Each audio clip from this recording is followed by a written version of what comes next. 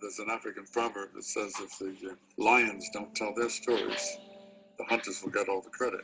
I'm telling you the story now because you're young lions and lionesses.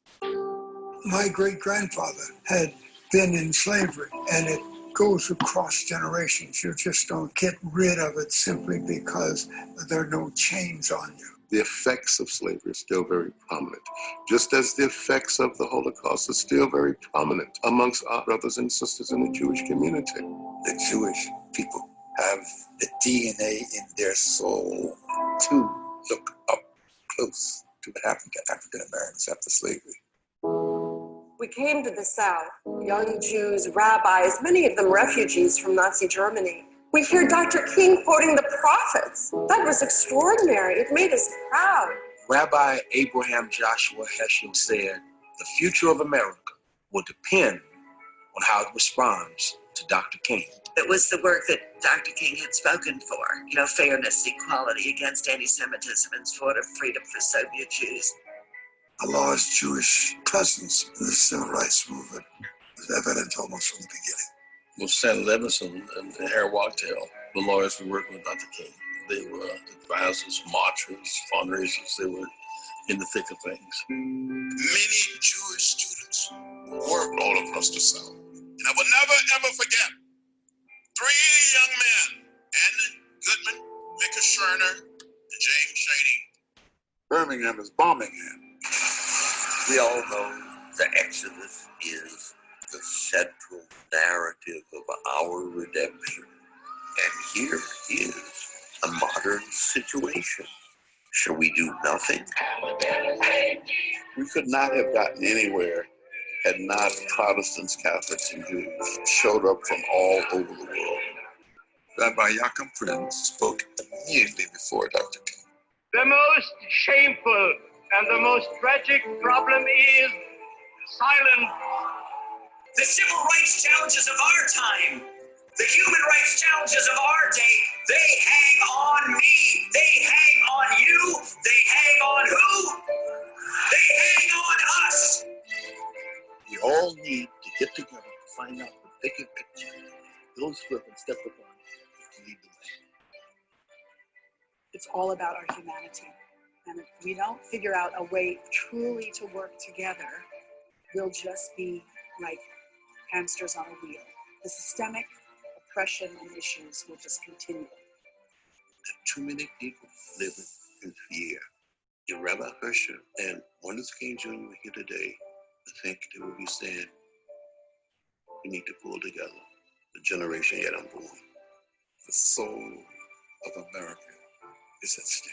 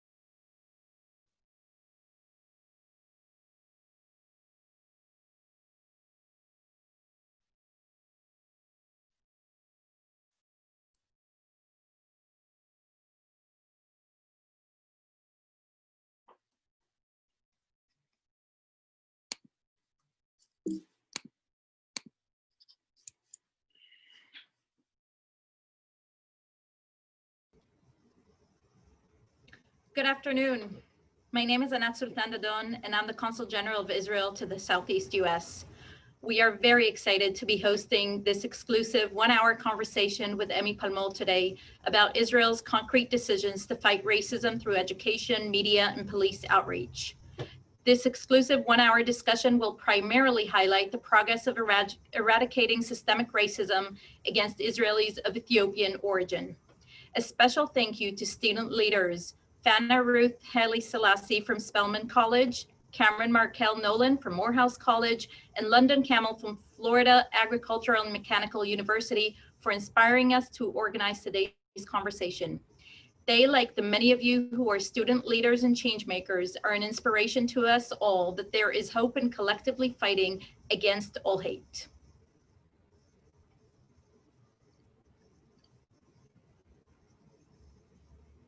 Good afternoon again. I'm Sierra Weiss, Director of Academic Affairs and Jewish Community Relations at the Israeli Consulate in Atlanta. And I'm Wendell Shelby Wallace, Director of External Affairs, Strategic Partnerships and Initiatives with the Consulate General of Israel in Atlanta.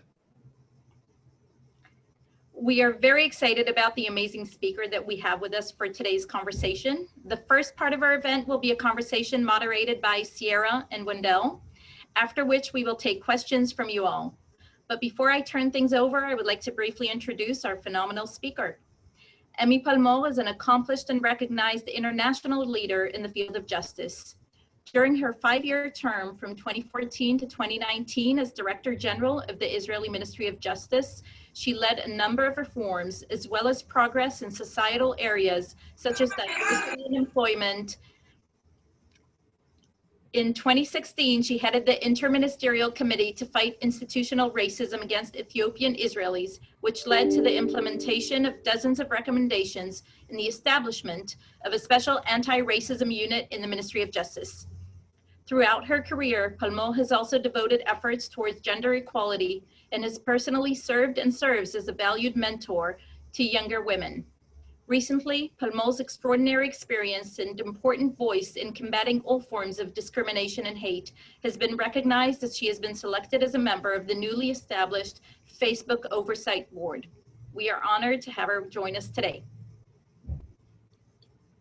Well, I know I'm excited to engage and learn, but this is about those of you who are joining. So throughout the discussion, if you have a question, you don't have to try to remember it. Feel free to ask any questions you might have using the Q&A feature found at the lower portion of your screen. We will try to answer as many questions as possible and respond to those we can't get to in our time limit after today's conversation. Like many of you who are joining on the call today, I'm definitely passionate about justice and equity work. However, I'll be sort of honest with you all. Before I became involved with AIPAC and took a trip to the Holy Land, I see that Joseph and London and some other folks who took that trip with us are on the call.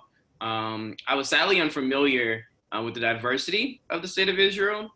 It was actually there that I saw my kinship to the land itself.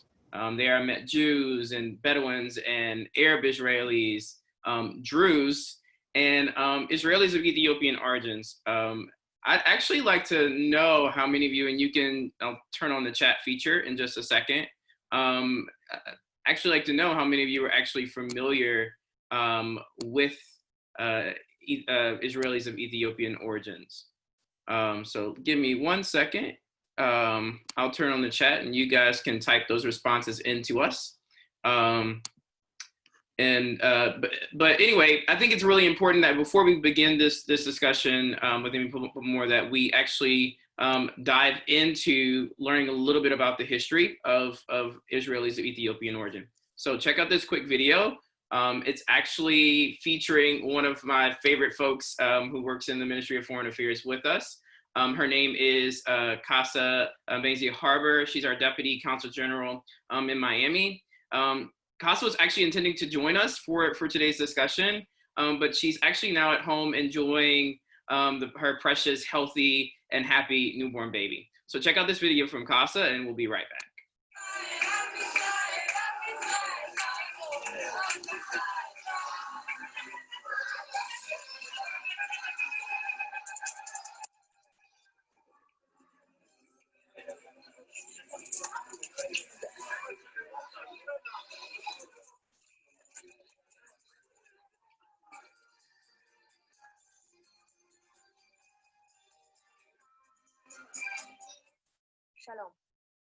was born and raised in Ethiopia.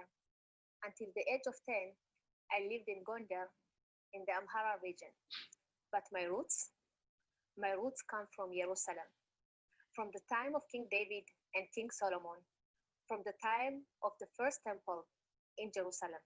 And as our people flown from the land of Israel to the Ethiopian highlands, we became Ethiopian as well.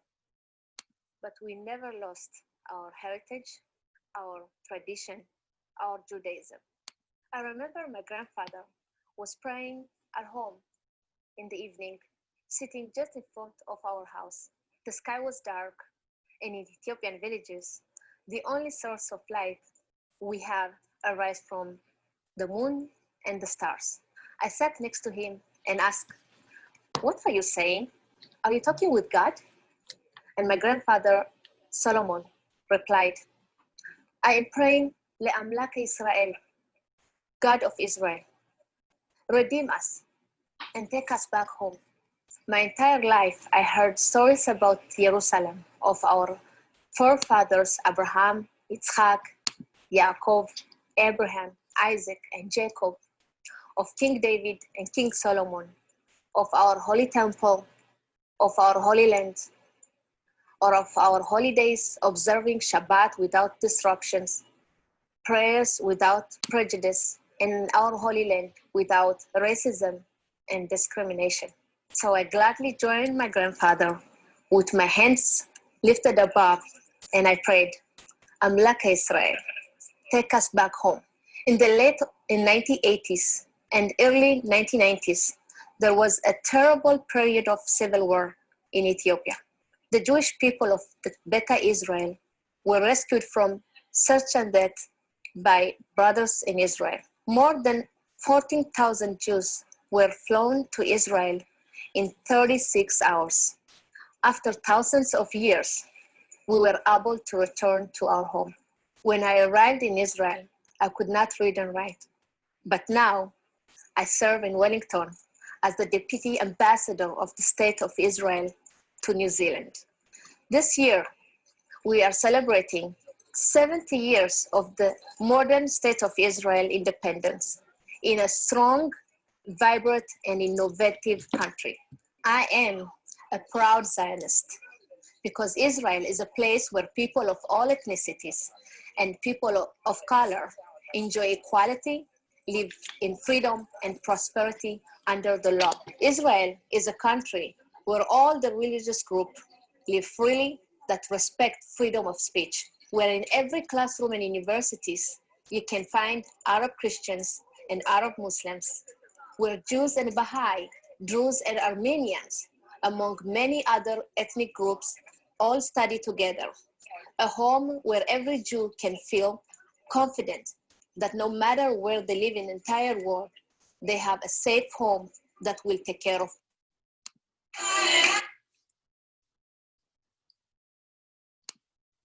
Well, let's welcome to the screen our guests for today's Lunch and Learn and our conversation, Ms. Emi Pamor, and also welcome back Consul General Nasatan Dadon and my colleague Sierra Weiss.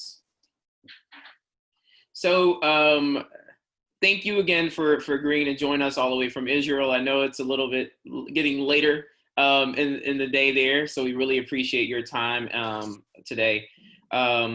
So for those of us or those who are not familiar, can you detail the two major Ethiopian immigrations to Israel and what led up to these aliyahs and how many people arrived, and as well as what was the perception in Israel?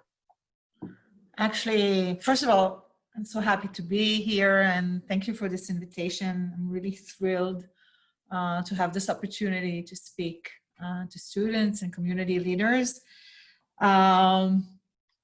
Thank you for taking off this picture of me from 8 years ago. I feel better not seeing myself and comparing myself to what I used to be. Anyway, so Casa mentioned that in the movie, there were two waves, one in 1981, one in 1991. Basically, there was a Jewish community in Ethiopia for thousands of years I think that it took a while until the state of Israel realized that this is a Jewish community. It was a bit far from the center of attention. And when the first wave of immigration arrived to Israel since 1948, there was no focus on this community. It's also a very small community. And I think that for many Jews around the world, it was a surprise that there is such a community, and that there are Jews in Africa, in Ethiopia. And in 91, I mean, there were efforts to immigrate to Israel for quite a few years. We won't have the time to discuss that. I mean, there are also complaints that the state of Israel was a bit reluctant from bringing this community to Israel, not sure of its Judaism and so on.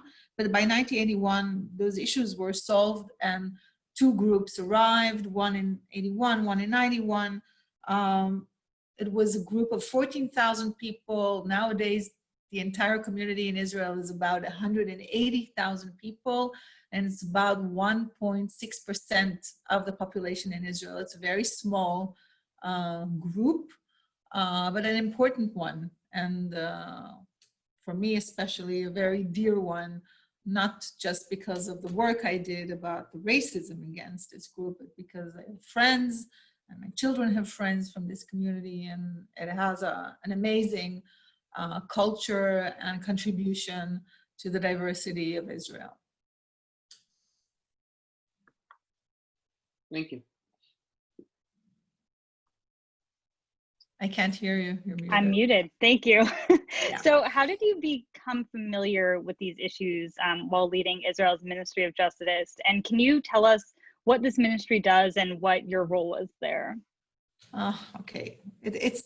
We don't have enough time to speak about this, but I'll try to speak a little bit of how I became involved in those issues. There were a lot of complaints along the years since this community arrived to Israel about discrimination, about the problems in absorbing this community in Israel.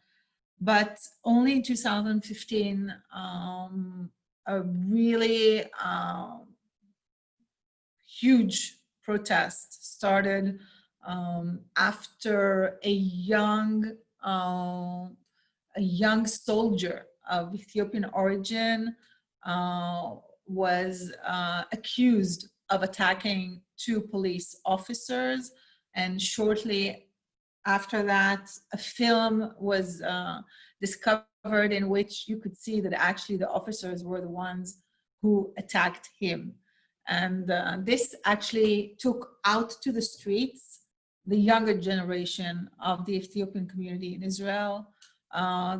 This community was always known in Israel for being a very gentle culture, very polite people, very shy. It was always, when you used to talk about this community, people used to say, oh, I love the Ethiopians. They're so shy, they're so polite, and so on.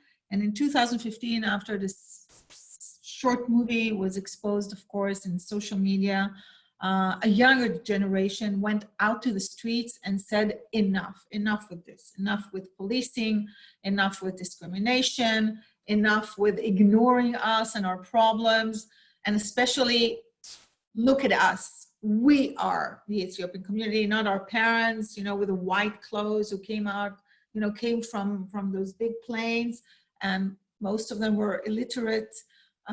This was a generation which was first to go to university, extremely, impressive, and people were surprised to realize that actually those problems were so painful for them.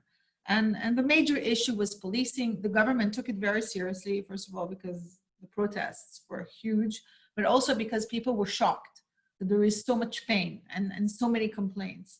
And there was a committee that the Prime Minister headed and decided to deal with all the complaints and problems in education, in housing, and all kinds of issues. And people from the community who volunteered to take part in that process kept saying, you can solve all kinds of problems, but without dealing directly with the issue of racism, nothing will change. And slowly the government realized that there should be a direct inquiry of those complaints. And I was picked to head an interministerial committee that will deal with those issues, will inquire and try to understand, is it, I mean, what, is it true? Is it just feelings? Is it, I mean, is it institutional or what? Just a year ago, one of the people from the Prime Minister's office told me that they were surprised that I accepted because they said it was like walking into a minefield, and we couldn't believe that somebody would be willing to walk into that minefield. I felt very committed because I've been dealing with those issues my entire career, promoting equality, promoting diversity. Actually, I volunteered in a youth village for at-risk young people from the Ethiopian community for 5 years. So I had a close knowledge of what they felt towards the police and towards the Israeli society, and I felt that I'm capable of doing it. Thank you. I can continue like this for an hour, so I'm just letting you, I'm pausing so you can ask a question. No, we appreciate it. I mean, it's as you shared, it's a wealth of information, and we've been in conversation about it. I was excited when I read through the report and your findings. And speaking of the report and your findings, you were instrumental in conducting this analysis, this very in-depth analysis on the experience of Ethiopians in Israel. Can you tell us about that process and why it's so important? First of all, it was a very special process because it was the first time that the government really invited civil society to take part in a process. And there was little trust from civil society that it's really possible, and people came one by one. I mean, when we started, some people came and said, well, we will not take part. They came to say why they will not take part of this committee. They wanted to, to expose their pain, their lack of trust, their disappointment. But slowly, we convinced them that we are, first of all, we need them because we will never be able to learn and understand. And I'm proud of that theme, that I managed to say as part of the government. The government doesn't know everything. And even if it has the best intentions, and it doesn't have necessarily the best intentions, it needs to learn, it needs to listen to people who are protesting, to people who are trying to say something which is unacceptable most of the time. And really important people who led the protest took part in this process and gave a lot of credibility to the process. And they joined us. When we met with officers from the police, they sat in the room. It's not that they gave us instructions and we went there and we had a private conversation and came back. And when we talked with the Ministry of Education and when we consulted with all kind of institutions and trying to get the data, first of all, and try to understand how really things are happening. And we found out all kinds of interesting things. I want to give an example that I always give. When you speak of institutional discrimination or racism, it's really surprising sometimes to realize that good intentions were behind a certain racist policy. And it's really difficult for me to say that. Because the Ministry of Education, for example, had a policy that every child who reaches primary school at the age of 6, who is either born in Ethiopia or his parents were born in Ethiopia, will be given extra help through his first years. He will get some kind of private tutoring through his first years of school. So as a mother, I must tell you, in the beginning I said, so what is wrong with that? I mean, I wish my kids would get some kind of extra tutoring when they enter school, until I realized that giving it to every child that is Black, just because he is Black, and not because he really needs help, is marking this child as somebody who needs help, who's somebody who has a problem, when some of these children are super capable of entering school. Some of them are already children of parents who are both academics and are completely capable of helping themselves to their children. And for example, this policy was abolished, canceled. I don't know what the right word is. So some people in the community would say, but this was supposed to help us. We said, let's do it differently. We don't mind that a test will be given to every child who enters first grade, and whoever needs help will receive help. And people from the community, people who took part of our process said, we are not offended if you will find out that 90% of our kids need help. It's okay, because we are immigrants, we're new in the country, the parents don't speak Hebrew, it's not their mother language. But don't give it automatically just because of our skin color or just because of our origin, okay? So this is, for example, one thing that my committee found out. And of course, the issues of the police, because when we started there, and I want to say it was very challenging because, you know, the Prime Minister decided to set up this committee, and everybody was, of course, had to cooperate with this, but the police didn't like our findings. I mean, it was very difficult for them to, I mean, they gave us the data, we asked all kinds of questions in order to get the data we needed, and the numbers were speaking for themselves. I mean, there was no explanation why minors of Ethiopian origin are 8% of when there are 1.6% of the population, but there are 8% of the files that are opened on cases of, it's called attacking or insulting policemen, okay? And when we started inquiring why does it happen and what is the explanation for that, we realized that policemen are, you know, are wandering around the neighborhoods where those children live, and they're asking them to identify themselves. And because they're minors, they don't have IDs. In Israel, you get an ID when you're 16.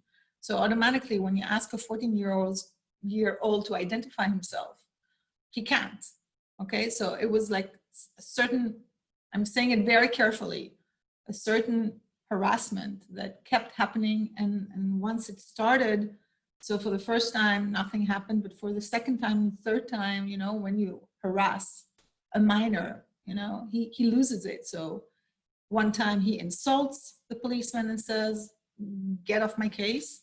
And then he's arrested because he insulted a policeman. And the third time he will attack the policeman. He will refuse to join him, and so on and so on. And we were able to analyze this and to see that the numbers are unexplainable. And due to that, we could make recommendations to change those policies. And we can see, and I can tell you that 2 and 3 years later, we can see that the numbers concerning Ethiopian minors are completely different. There are 50% less arrested. The rate of files open that turn into indictments is lower.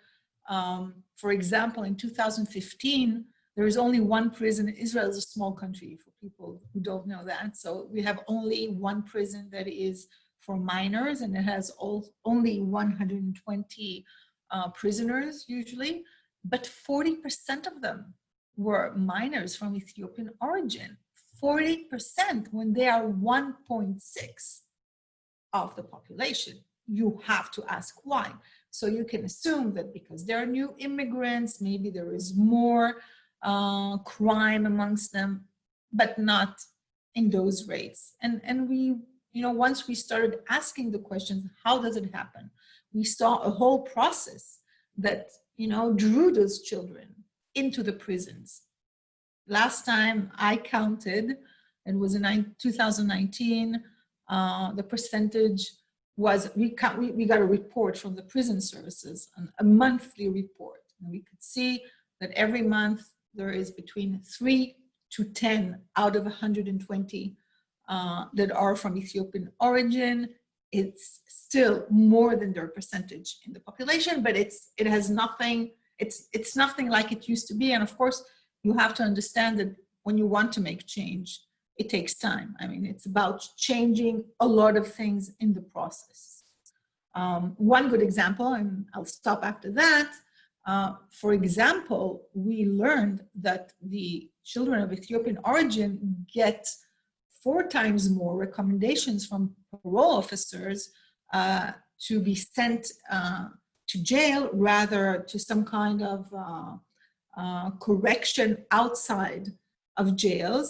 And that was due to the fact that they did not look into the eyes of the parole officers.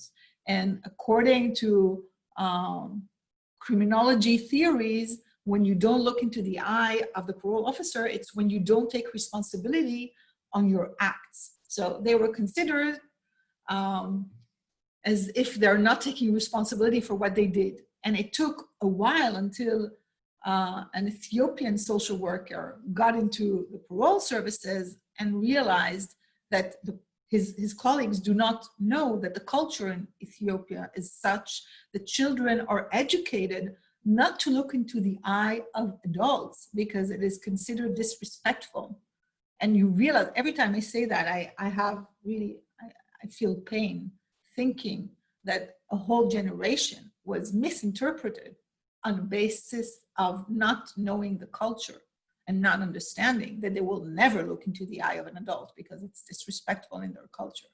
So there was a series of mistakes and not only mistakes, of policies every time I have to say the word race, I feel difficulty, but policies that didn't happen to people with white skin, let's put it this way, okay? So, and we had to point that out, and we had data that showed that we are pointing this out. And the police didn't like that, and they refused to accept it in the beginning. But we convinced the government to accept the report and to acknowledge and take responsibility. I think this is a very rare thing that a government accepts, deals with racism directly. That's the first thing. And accepts to acknowledge that it had racist policies against a group. So I think, by the way, many people from the Ethiopian, many activists from the Ethiopian community are not crazy about the report. They think it's not harsh enough, but they all agree that the fact that the Israeli government acknowledged the fact that it had racist policies is a huge achievement and an important one, because even now when things are discussed, it's always discussed after everybody agrees that there is a problem. So the important thing the report did was that everybody knows now that there is a problem, and it's not people complaining or people thinking that they're discriminated. These are facts. It's analysis. It's backed by data. Thank you for sharing all these examples. It's really interesting for us to hear and understand the content of the report. Before we move on, I want to go back to one of the examples and just talk a little bit more about it. You mentioned how Ethiopians in Israel are disproportionately incarcerated in comparison to other Israeli populations, which for us sitting in the US seems reminiscent of the experiences of Black Americans in the United States. So would you say that there are similarities in these issues as we see them in the US versus Israel? I would be sad to admit that bias against people of color is a global thing. It's not, it's not typical just to Israel or just to the US. It's still a huge problem of the Western world. This is how I see it. Actually, I visited, my daughter was in South Africa 2 years ago, and I visited her, and I had a friend there who is, and he's of Ethiopian origin, and I met him there, and he took me around in Johannesburg with his car, and he told me, and I told him, do you feel better here? Do you feel safer here? And he said, actually, I have my car is too nice for a Black person, even in Johannesburg, so I'm being harassed here by policemen as well, who are questioning me whether this is my car or not. So I don't know what to say. And I think that acknowledging bias is the first step to deal with it, because we know that bias is around so many things. I could speak for hours here. What I feel as a woman, you know, when I enter a room, no matter, you know, how high ranking I was in a certain moment in my life, I was always, first of all, a woman when I entered. This is the skin I'm wearing. I can't, you know, people judge me immediately for being a woman, just like people judge immediately people of color for their color. So I don't feel that I can, and I think that the major difference between being Black in the US and to be of Ethiopian origin in Israel, and this is one thing, for example, that my report recommended. In Israel, there is hardly any positive representation of people who are Black, because this is such a small community and such a young community. We haven't had a president or a law professor or a Supreme Court judge or a famous or a rock star or whatever, or a famous basketball player who is of, we don't have enough symbols of success in Israel. And I think that in the US, it's amazing to think that you've had already a Black president, and it's not enough to change bias. I mean, one of our recommendations is to see more positive representation, and we made a list of specialists in order to have them invited to TV shows and things like that. I mean, I want in the morning shows a Black doctor speaking about the flu. It was always my, I mean, before COVID-19, it was always my example, speaking about the flu. Okay, so now we have a big flu to speak about. I mean, I like to see everybody speaking about it, not just the usual doctor, by the way, who is a male with a certain look, especially in Israel. But in the US, it's different, you know? I mean, the bias is unexplainable because there are so many successful and strong people. You don't have to assume automatically that color represents only, you know, negative things. So this is my thoughts about that. I mean, it makes me sad because I want to hope that in Israel, as time will go by, and we're very proud now that we have a first minister, Nina Tamano Shata, a woman who is of Ethiopian origin, and she's a brilliant person. I mean, she's my friend. And she's a brilliant person. So she's the first. And I want to hope that the more we see successful Israelis of Ethiopian origin, the bias will change. But it will take time, and the American experience is that it doesn't necessarily change the attitude. By the way, I can say that I assume, and I think this is important to understand, I assume that the advantage of Israelis of Ethiopian origin nowadays when it comes to policing is that it is easy to identify a person as a person of Ethiopian origin, and the policemen are careful because they know that it's a community that went out to the streets and fought for its rights, okay? So the situation is not good yet, and unfortunately a year and a half ago, a policeman shot an 18-year-old in the beginning of the summer, and it was terrible. I mean, it was an unbelievable shock, and it was as if nothing has changed and everything goes back to square one and so on. I'm mature enough not to say that everything goes back to square one, and to understand that no matter how my statistics are getting better, you know, when somebody shoots your own kid, it doesn't make you feel happy that the statistics are better. But I think, and I'm saying it in a positive way, that the fact that the Ethiopian community stood for its rights, and it made a difference. I mean, the society, the Israeli society is aware and understands. And I want to think that the police is more careful.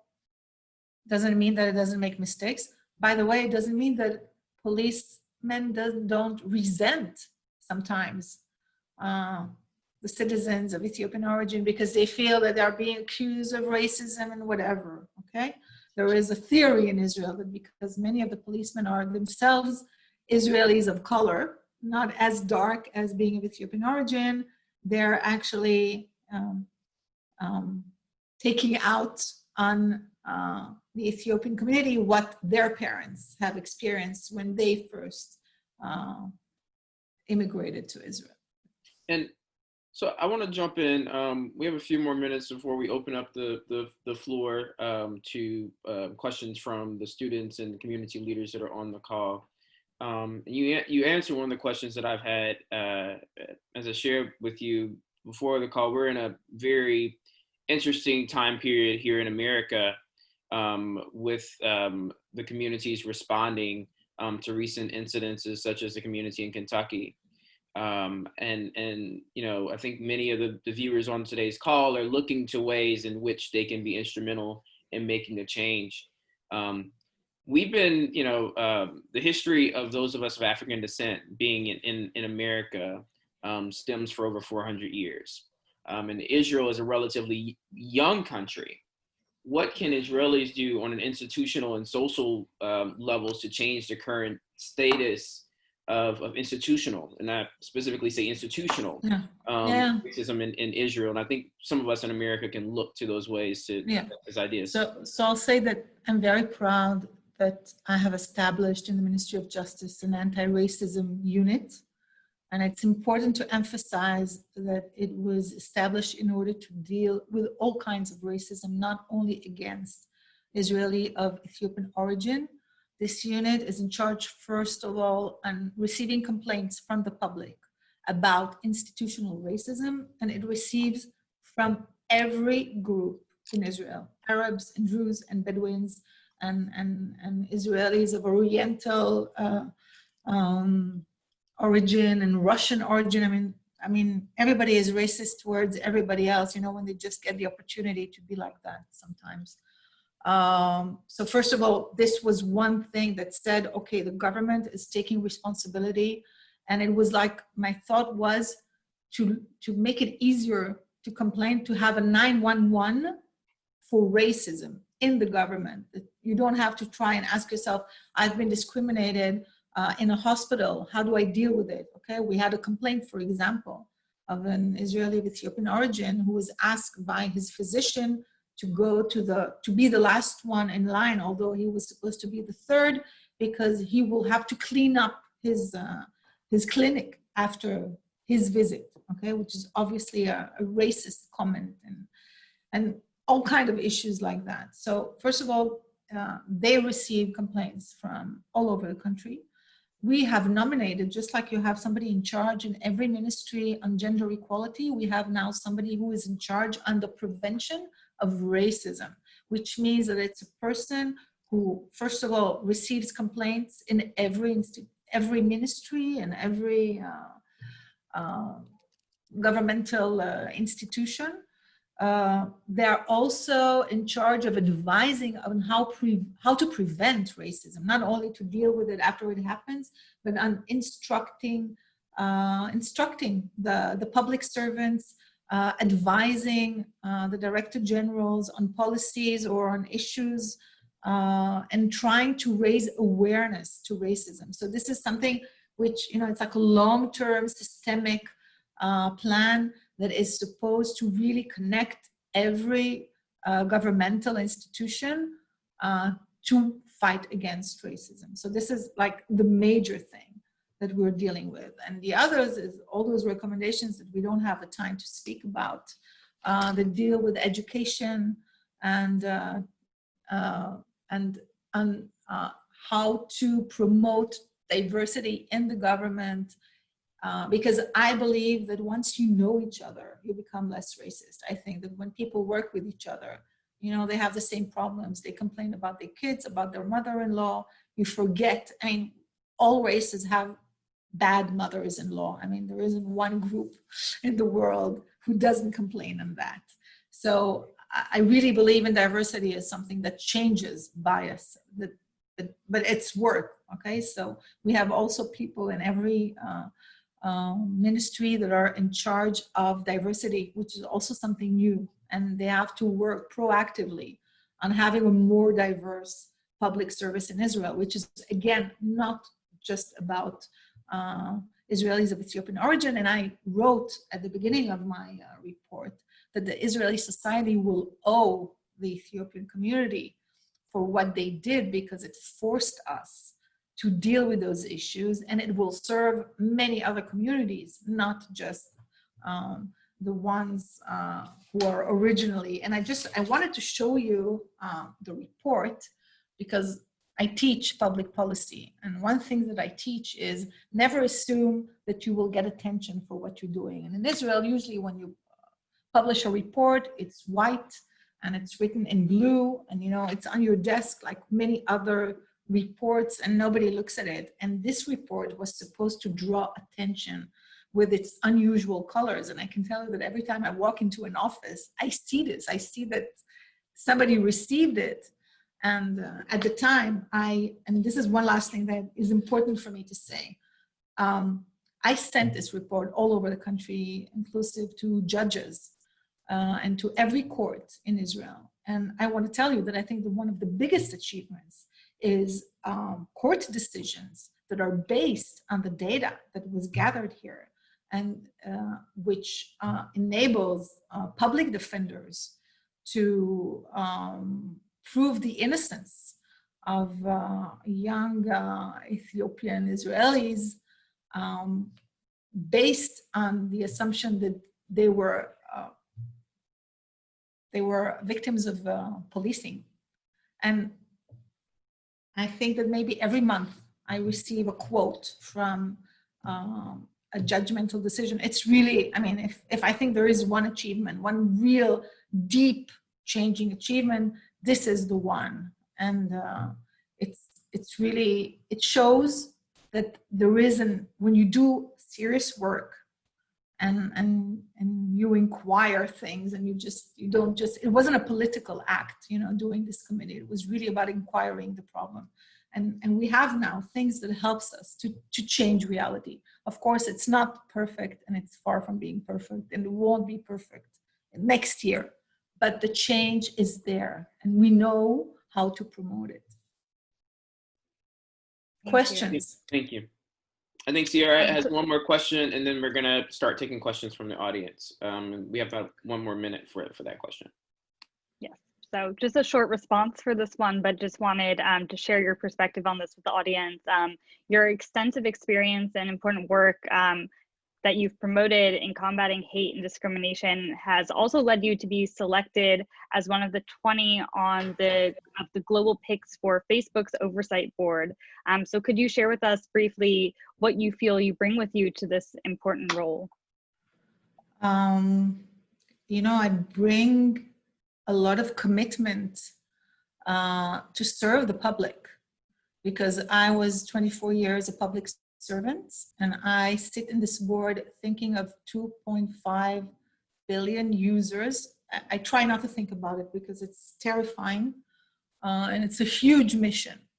But I see myself as somebody who was serving the public in Israel, in a country, and now I'm serving the public on a global level, really trying to promote freedom of expression, respect for human rights, respect for diversity, not to be focused only on the US and Europe, and try to be open to the needs of users all around the world. It's an amazing board. It's a great honor for me to be on this board.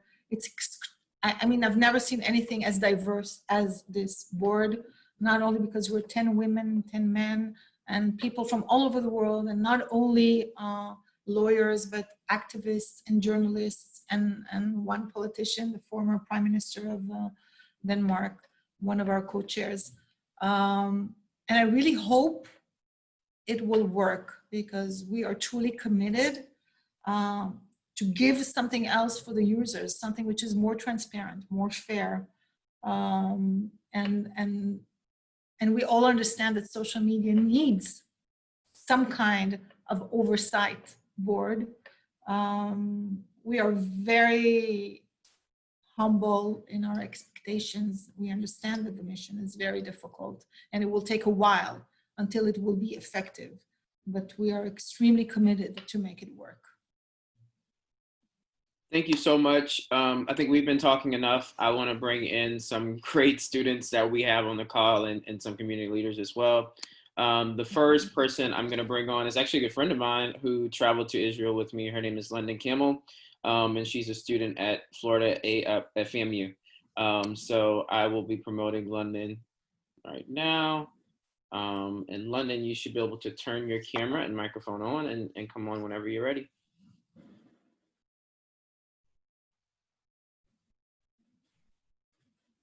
Oh, London? Let's see. Okay. There we go.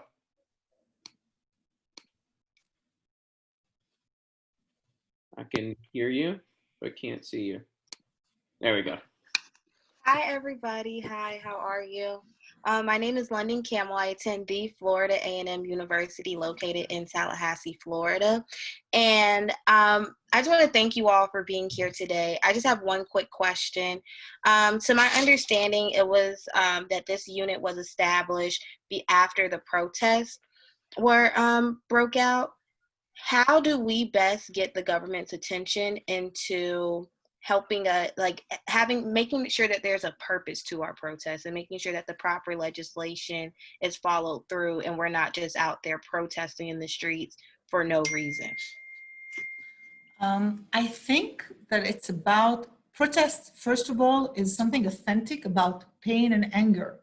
But after the first stage of pain and anger, there should be a plan, a list of demands, some kind of ability to lead a rational discussion, even when it's difficult. Because I want to tell you that the activists and the NGOs that, demanded our government to deal with racism, they weren't polite, they weren't nice, but there was a dialogue.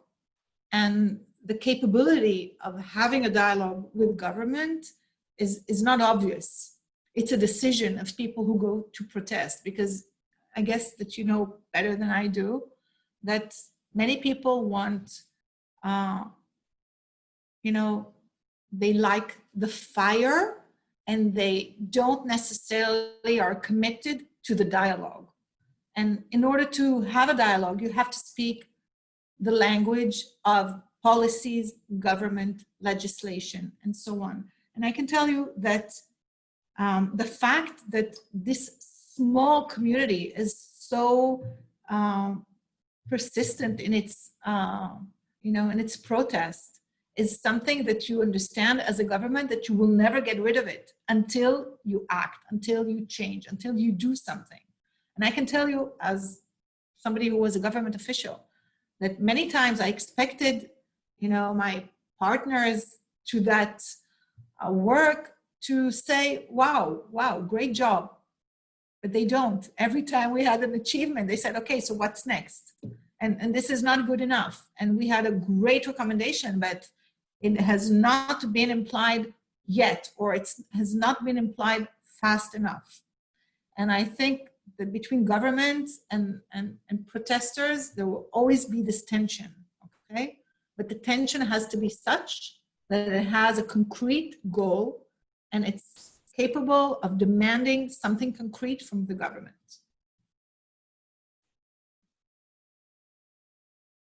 Thank you so much for your response. Okay, and we'll also bring on one other student. Sierra, if you want to introduce our next student. Sure. So our next student joining for a question is Ben Lefkowitz. He's a junior at Emory University in Atlanta, where he is co-president of EPAC, which is Emory's chapter of APAC. He's the former Israel chair for Hillel at Emory and a board member on the Hillel International Student Cabinet.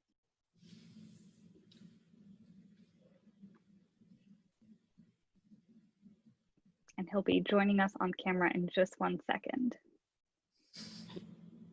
Ben, you should be able to start your video and your microphone now. There we go. Hi, thank you so much for having me, and thank you so much for everything you've said today. I'm wondering how you think the outcomes of your report and your group will help uplift other minority communities in Israel, such as the Arabs and Mizrahim and refugees as well. Yeah. First of all, we have put a lot of work in encouraging the Arab minority in Israel to complain to the unit. And we've been measuring that. By the way, I want to say a good government is a government that is good in the sense of professional, not good, you like it, you don't like it. It's about measuring and following the goals that you've set. And we've been working proactively. First of all, one of the deputy of the head of the unit is of Arab, is from the Arab population. We've been working in trying to convince the Arab population to complain, which is not easy. It wasn't necessarily favorable by the government. I'm saying that as a civil servant. I thought it was my duty. And we, by the way, part of our work is to work with the media. So every time we received a good complaint from the Arab population, we would publish it in the Arab internet news outlets and so on. And we have an annual report where we report all the complaints and the way they were taken care of. And it was extra dear to us to make sure that it will not be a unit for the Ethiopian community. And still, the majority of the complaints are from the Ethiopian community. But by the way, part of the things that are decided concerning their complaints is valuable for the complete society, okay? If we are punishing civil servants for making a racist comment or behaving in a racist way, they know that it means that they can't do it not only towards the Ethiopian community, but also towards the community of Russian origin and the community, the Arab community and so on. So it's really important to us. And I believe that in the long run, and I'll say again, what we did with the police, trying to advance diversity and cultural sensitivity in the police deals with all the groups in Israel, not only with Israelis of Ethiopian origin. So understanding that an Arab minor will also behave differently than a Jewish minor, during interrogation, and that you have to be sensitive to that. And you have to understand that maybe you're missing something and you will discriminate him on, on not understanding how he reacts to all kinds of things. It's an issue. It's happening. Again, you need to trust the government, and the issue of trust is a major issue all around the world. In order to complain, in order to try and change and make a change. Many people are, they say we don't trust government and change will never happen. So, they will not reach out. But people who did, and there is a lot of reach out in Israel on those issues. And again, situation is not perfect, but it's changing. It is changing. And the issue of racism is on the table. It's dealt with. It's not, Thank you so much. I must tell you, one of the things the police did was to work on recruiting more Arab policemen, more policemen of Ethiopian origin. By the way, we received complaints about racism within the police force, okay? So there are issues there, but obviously in the long term, the more you have high-ranking officers from, minorities, it has to change. The policies, it has to change the everyday of policing. I'm an optimist, so I have to believe that. Thank you. I want to bring on another person. He's actually one of my former professors. He's a professor at Spelman College, Morehouse alum as well, and that is Dr. John Eves. Welcome to the screen. Hello, everybody. What a fabulous presentation. I really enjoyed your comments, Ms. Palmer. Outstanding.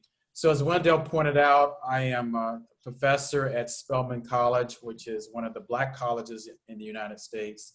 I'm also a former politician. I served for 11 years as head of county government, and I'm also a Black Jew. And I certainly want to ask you a question in terms of some of the parallels between Israel and the United States. And one of them is, relates to Black Lives Matter, which is a reaction to police brutality towards Black and brown communities in the United States. As you pointed out, bias is a Western phenomenon. And so my question is, has this whole concept of Black Lives Matter as sort of a grassroots movement, has it had any sort of traction in Israel? And if so, where is it going? If not, why has it not had any traction in Israel? I know that some of my friends from the Ethiopian community identify with Black Lives Matter and are interested in the way that it works and promotes its ideas in the US. I'm not sure, I don't feel confident enough to analyze why it has not been more influential in Israel. I think that Black Lives Matter is perceived for some reason as anti-Israeli. And also, as I said, the difference between the communities is huge. I mean, the Israeli community is extremely young and has a different, it is perceived very differently than what I know about the Black history in the US. So I think that the Ethiopian has a lot of pride, first of all, as Ethiopians, by the way, and about the special history of Ethiopia as a country who has been always independent and never under colonialism.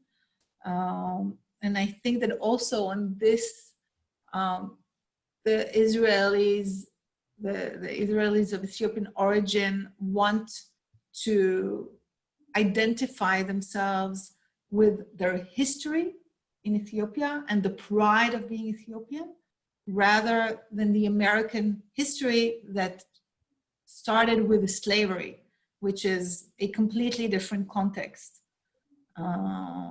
But I don't feel that I have enough understanding.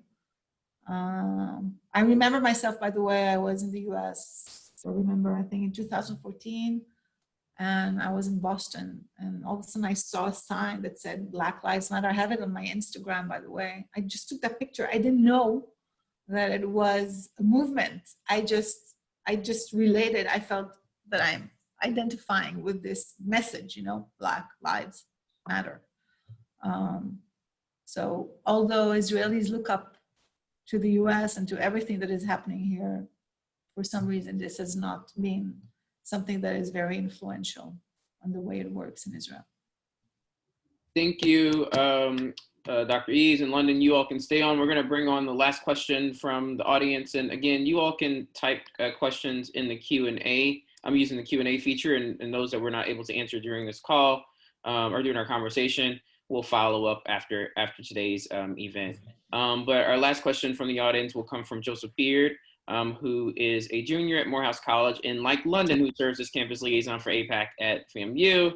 Joseph serves as campus liaison at Morehouse College. So let's welcome Joseph. You can go ahead and join us by camera and unmute yourself.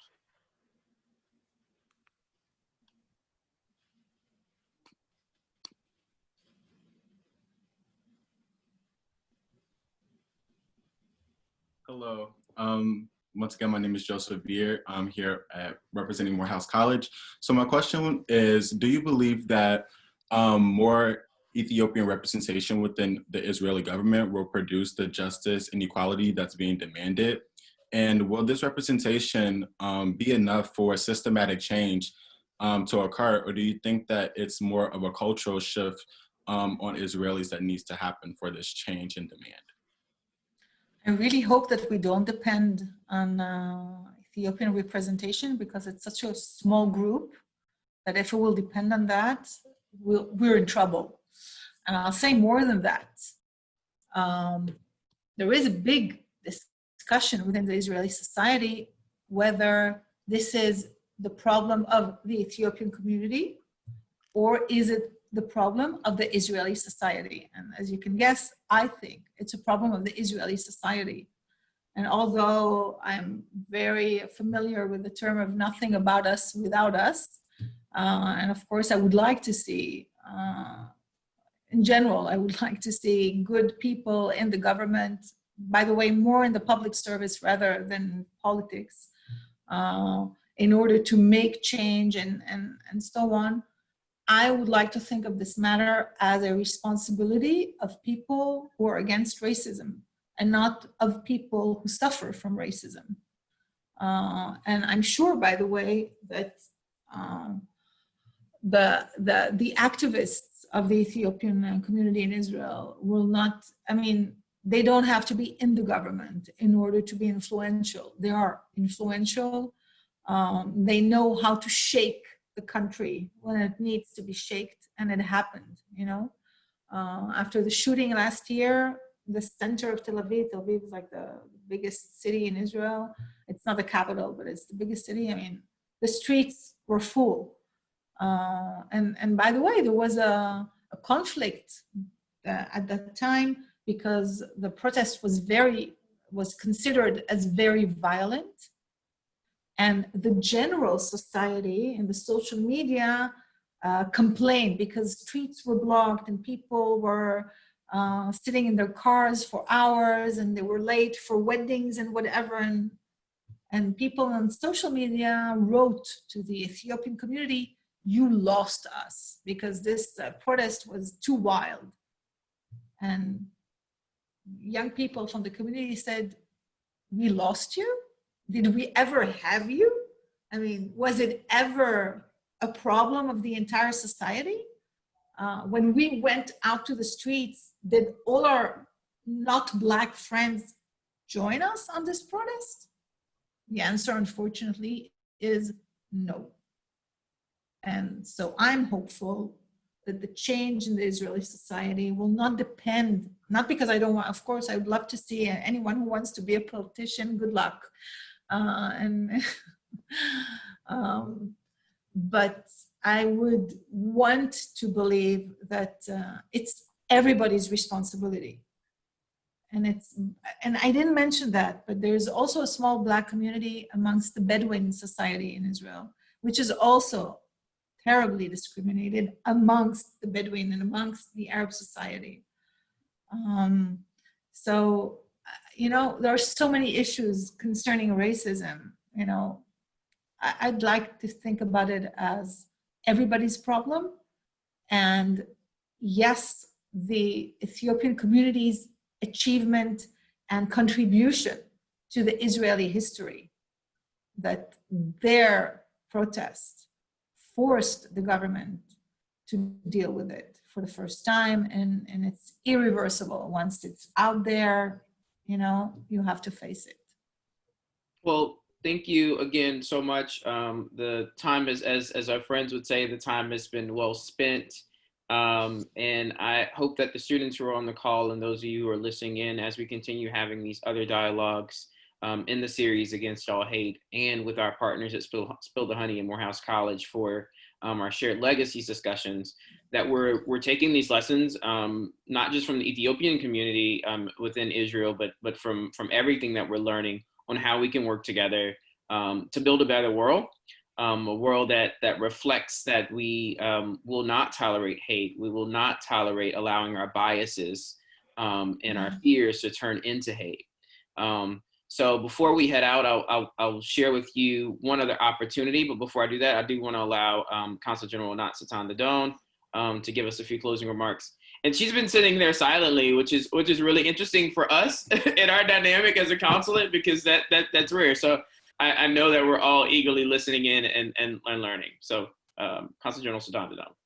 Thank you, Wendell. Not sure if you were implying that I'm not usually so silent, but I would like to really thank first and foremost Emi Palmol. This was so interesting, insightful, and I think above all, honest, which is probably the most important foundation for any conversation that deals with hate and with the effort to eradicate hate. It is still, as far as Israel is concerned, as we have heard, it is still a work in progress, but there is so much room for optimism when you have the basis of acknowledgement and a willingness to really discuss the issues with full honesty. And so thank you so much for enriching us and educating us about this important aspect of Israeli government and society. I would like, of course, to thank Wendell and Sierra for their phenomenal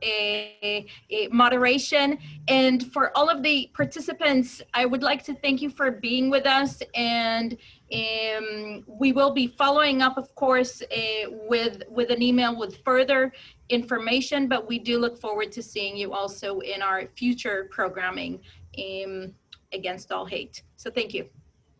So speaking of future programming, on the screen right now, you'll notice that next Thursday at 7:30 p.m., we will be having a conversation and dialogue on community policing. And I see one of our participants in the call who will be serving as a panelist next week, and that's Dr. Robert Freeman from Georgia State University. So thanks for joining us, Robbie. And we look forward to all of you joining us next Thursday. And again, look out for those events and emails from us. We'll follow up with some more details about the Ethiopian Israeli history, as well as about the report that Director Palmor shared with us. So again, thank you all for joining us. Take care and have a great day. Bye-bye. Bye.